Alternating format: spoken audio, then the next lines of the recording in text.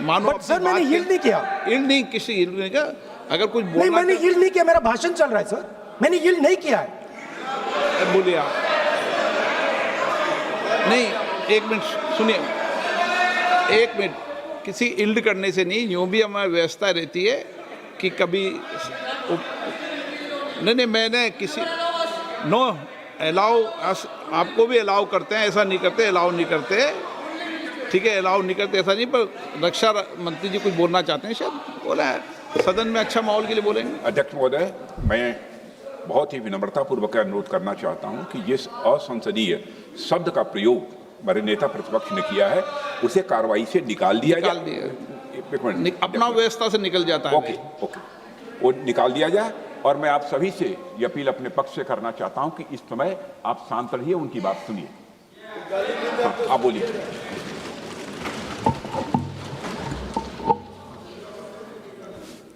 So, there are 3 categories of people. I'm not using the word. There is one category of people called student, विद्यार्थी, जो विद्या का अर्थ ढूंढता है. And then there are the 2 other categories which I will not name.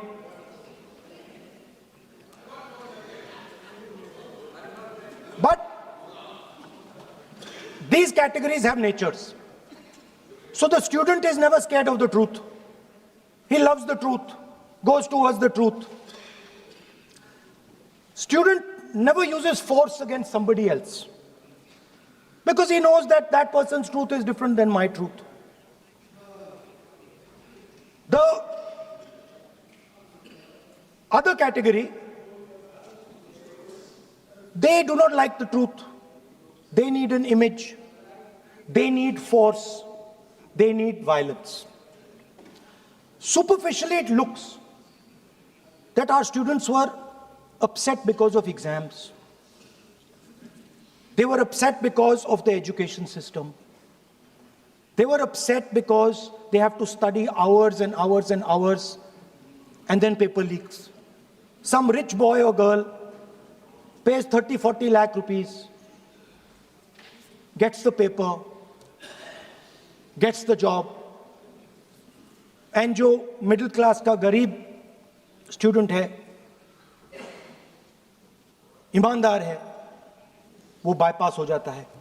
So they are upset because of these things. And our system is terrible. It's terrible, it's cruel.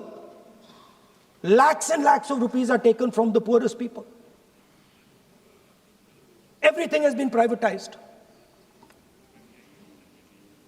Paper leaks. In one exam, something happens. In another exam, something else happens. Some people are allowed re-exam, some people are not allowed re-exam. Rampant privatization means private companies are checking exams, wrong papers are going. It's a brutal, terrible system. It's an extortion system. I said it in my meetings.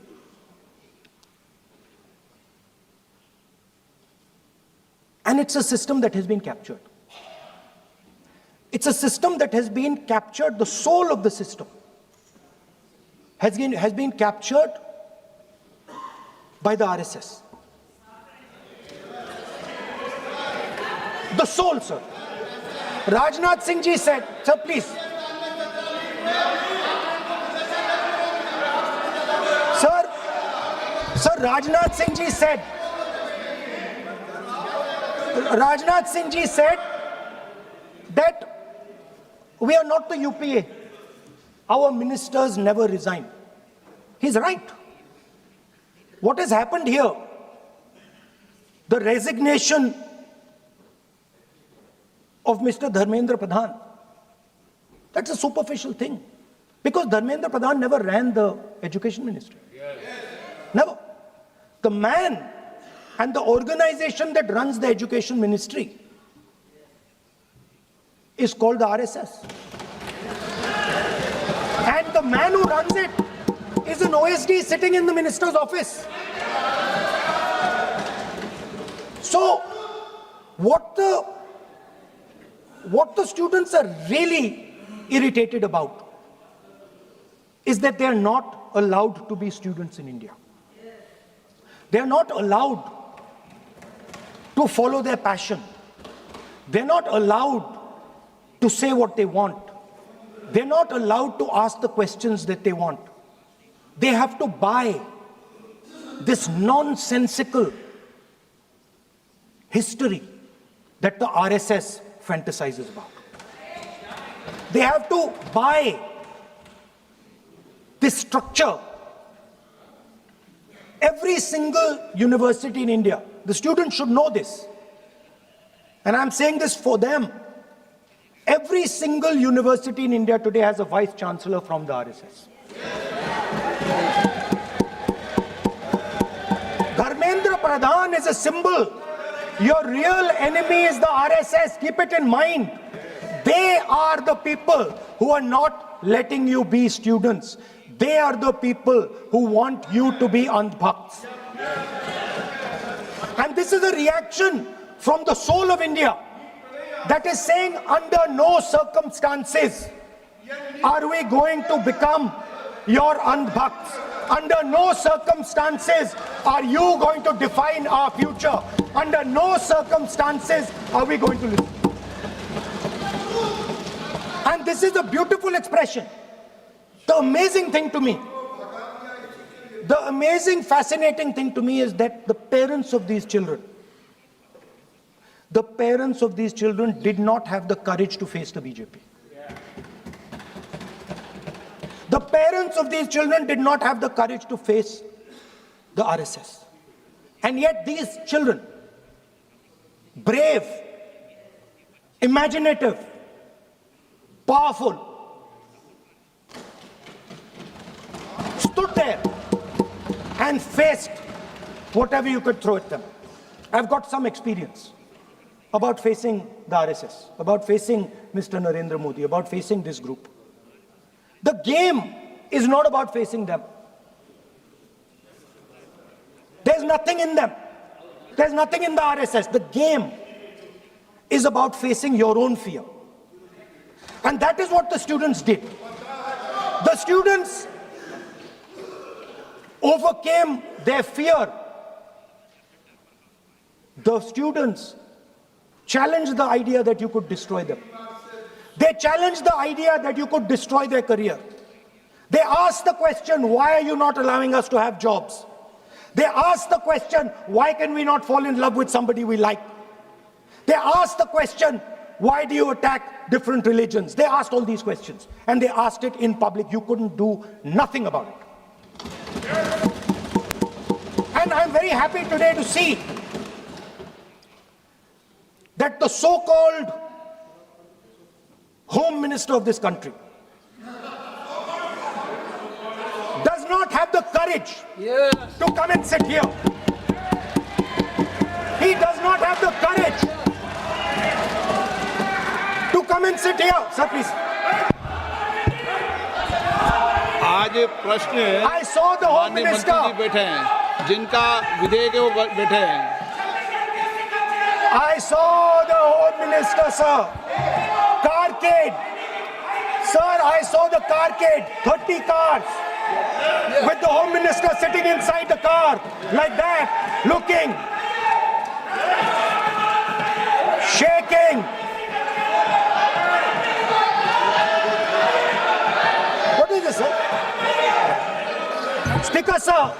Why is the Home Minister not here today? The Home Minister is not here today because he's not here today because he is scared.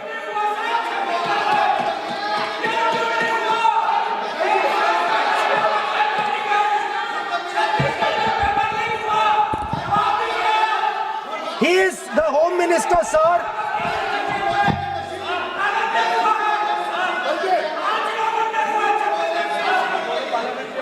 Sir बैठ जाओ. देखिए, आज home मंत्रालय पे चर्चा नहीं हो रही. आज जिस विधेयक पर चर्चा माननीय मंत्री जी बैठे हैं. The Home Minister, sir, the Home Minister. No, आज होम मिनिस्टर पर चर्चा नहीं है. जिस विधेयक पर चर्चा है, वो विधेयक पे मंत्री बैठे हैं. यही व्यवस्था रहती है सदन के अंदर. Sir, the Home Minister.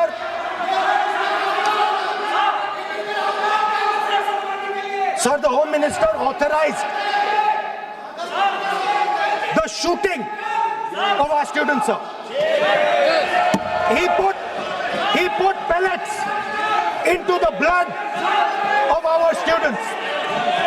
He ordered the students of India to be shot. क्या बोल रहे हैं? सर, ये आप सोचिए, आप कितना गलत बात बोल रहे हैं। आप कल्पना कर सकते हैं, आप बिना सोच समझ करके जो इस्तेमाल कर रहे हैं, और किसने फायरिंग का ऑर्डर दिया, What is going on? कैसे बोल सकते हैं आप? कितना गलत बात करते हैं, ऐसा मत बोलिए।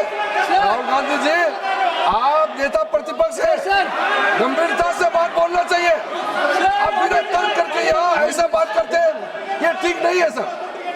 अभी तुरंत आप किस बेसिस पे ये बयान दिया है? किस बेसिस पे आपने ये बयान दिया, बताइए। किसने आपको बताया और किस तर्क के साथ आप ये बयान दिया है?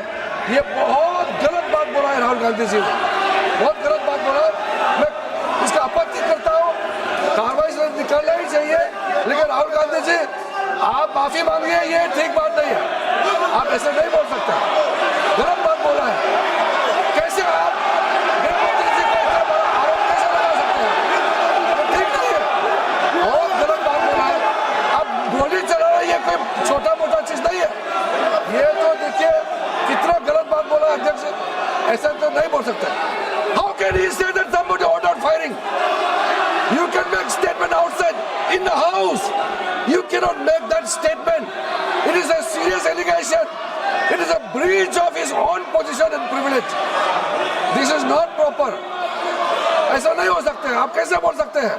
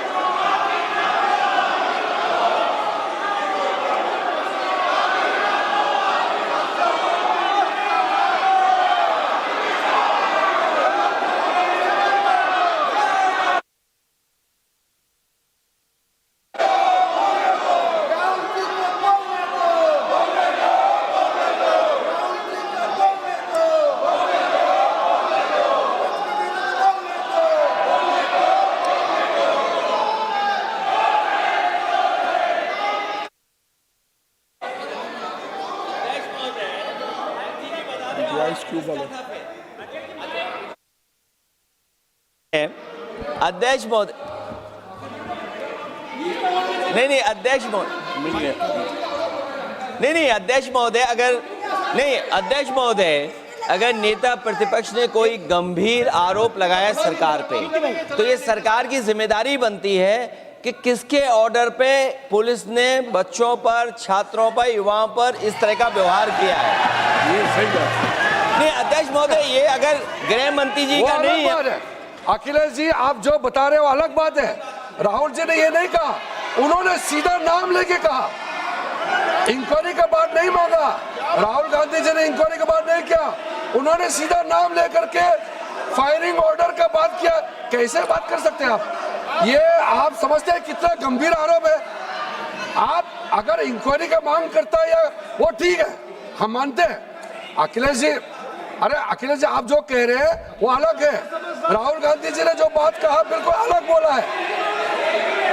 एक ही नहीं, ये गलत बात। आपको राहुल जी, आपको देखिए, ये बहुत सीरियस है, आपको माफी मांगना होगा, या तो आप खेद प्रकट कीजिए, अपना शब्द को वापस लीजिए। आपने बहुत गंभीर झूठा आरोप लगाया है, ये बहुत गंभीर है, ऐसा मत कीजिए। आपका शब्द बहुत गलत बात है। देखिए माननीय प्रतिपक्ष के नेता, मेरा आपसे आग्रह है, एक मिनट, आप विधेयक के बोलो और आप कोई भी तथ्य, कोई भी बात कहें तो आप खुद इंक्वायरी कर खुद निर्णय की स्थिति में नहीं बने। ये आप विषय कह सकते हैं कि इस लाठीचार्ज की इंक्वायरी होना चाहिए, लेकिन आप किसी व्यक्ति विशेष, अखिलेश ने भी कहा, आप इंक्वायरी की बात कर सकते हैं, लेकिन आप कहें कि नाम लेकर किसी का कहें, ये उचित नहीं है। Speaker, ये sir, उचित नहीं है, सदन की गरिमा के अनुकूल when, नहीं है। sir, सर,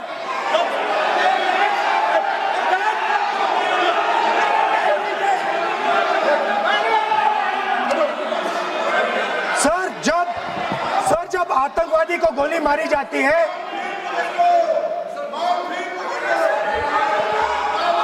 ये हम बहुत एक गंभीर स्थिति में आए हैं। हम तो शुरू से कहा और हमारा रक्षा मंत्री ने भी अपील किया, Can I यहाँ शांति speak? सुनना चाहते हैं। Can I speak? लेकिन आप ये बताइए कि आप जो गृह मंत्री जी का नाम को लेकर के, आप गृह मंत्री जी का नाम को लेकर के आपने जो शब्द इस्तेमाल किया, जो आपने वक्तव्य दिया, इस बेसिस पे आपने कहा है, आप प्रूफ दिखाओ। आपको माफी मांगना होगा सर, ये इसको हम हल्के में नहीं ले सकते, नहीं तो कल को कोई भी मेंबर उठ के कुछ भी बोलेगा।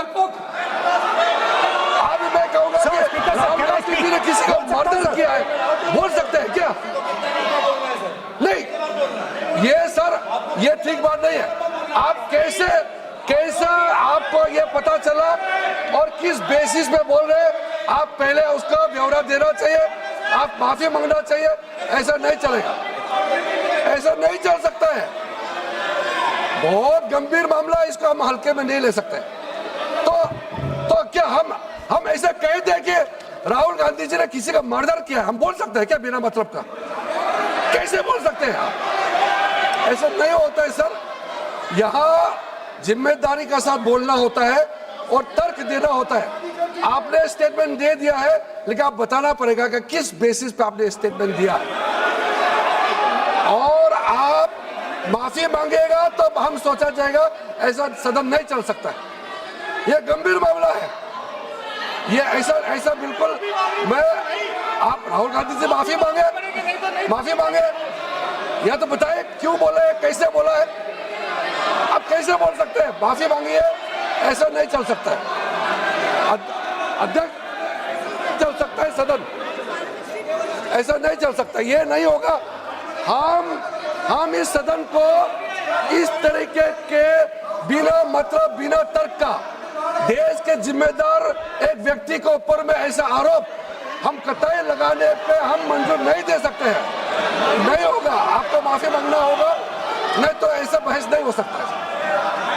ये ठीक नहीं है सर। वो माफी मांगेगा या तो बताओ क्यों, कैसे उसको पता चला है और किस बेसिस पे बोला है। ऐसा नहीं होगा। बोलो साहब। नहीं बोलिए आप, लेकिन सर द यूज, मैं बोल सकता हूं सर प्लीज? मेरा मानना ये है कि आपने जो तथ्य किए हैं, उन तथ्यों में जब तक कोई पुख्ता सबूत नहीं हो आपके पास, कोई इंक्वायरी कमीशन किसी रिपोर्ट नहीं हो, ऐसे शब्द कार्रवाई में नहीं जाना चाहिए। बोलने तो दीजिए सर। आप बोलिए ना, लेकिन बोलने दीजिए सर। कौन कर रहा बोल, लेकिन बोलने के अंदर आप कोई तथ्य बोले तो सदन में बोल रहे हैं आप, सदन के बाहर और सदन के अंदर। मैं बोल सकता हूं सर? हाँ बोल सकते हैं आप, सदन के बैठाइए सर इनको। बोल सकते हैं, अदरवाइज नहीं होगा। Speaker sir,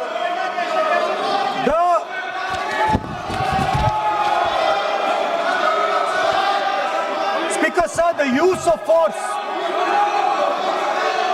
of force can only be authorized by the Home Minister.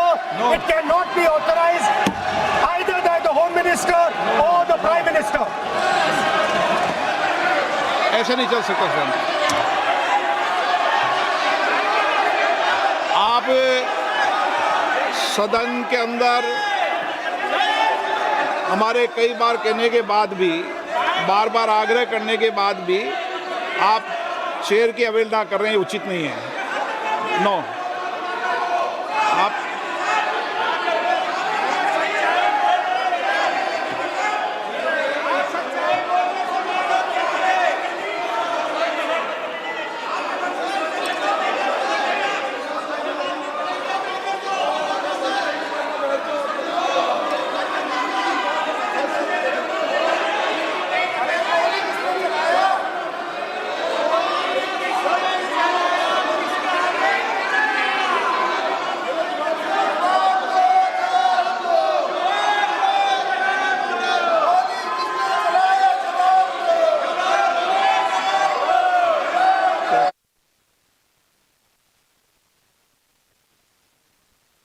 Home minister का कौन सा ऑर्डर है, वो ऑर्डर का कॉपी आप निकाल के बताइए। आपने कहा होम मिनिस्टर ने ऑर्डर दिया है फायरिंग के लिए, आप वो ऑर्डर का कॉपी निकालिए। आप बताइए किसने आपको बताया, कौन सा ऑर्डर नंबर, किस व्यक्ति को कहा है, कौन सा अधिकारी। आप कॉपी निकाल करके सदन में रखिए। ऐसा नहीं हो सकता है, चर्चा ऐसा नहीं हो सकता है। कुछ भी मन में चाहेगा बोल करके आप भाग जाएंगे हेडलाइन बतौरने के लिए। ऐसा नहीं हो सकता। ये भारत का संसद है, यहाँ जिम्मेदारी के साथ बोलना चाहिए। ऐसा हम बिल्कुल मान्यता नहीं दे सकते हैं। आप नहीं बोलना चाहते तो मत बोलिए, लेकिन गलत बात नहीं बोल सकते। ऐसा नहीं हो सकता, हम परमिशन नहीं दे सकते। आप कंक्लूड कर दीजिए। नो,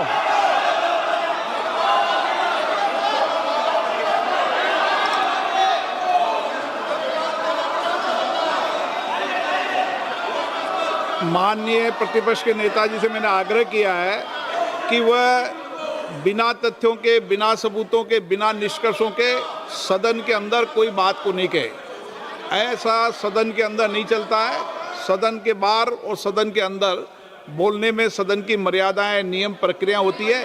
ये मेरे आपसे नो नियम होता है।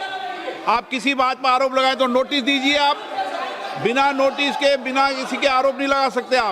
आपने बिना इंक्वायरी, बिना कोई इंक्वायरी की जजमेंट के कोई भी किसी पर आरोप नहीं लगा सकते। आप किसी पे नहीं लगा सकते, एक सदस्य भी नहीं लगा सकते। आप नहीं बोलना चाहते, मैं नियमों से बात कर रहा हूं, नियमों के पर एक भी बात नहीं कर रहा। मैं नियमों के विपरीत नहीं जा रहा हूं बिल्कुल भी। सदन नियमों प्रक्रियाओं से चलता है। इतने गुस्से में मत होइए आप। सदन नियमों प्रक्रियाओं से चलता है। मैंने नियमों के तहत ही आपको आग्रह किया है कि सदन में कोई भी आरोप लगाते समय पूरे तथ्य, निष्कर्ष या किसी की रिपोर्ट के आधार लगता है, ऐसा नहीं है। नहीं, He's not giving me mic. आप माइक तो दीजिए, माइक तो दीजिए। माइक दीजिए, लेकिन बोलेंगे आप। माइक नहीं है सर। माइक तो चालू है।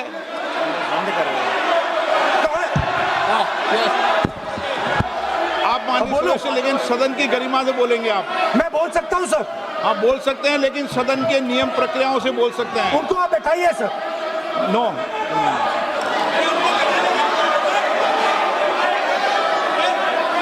आप बोलना नहीं चाहते, मैं अगले वक्ता को बुलाऊंगा फिर।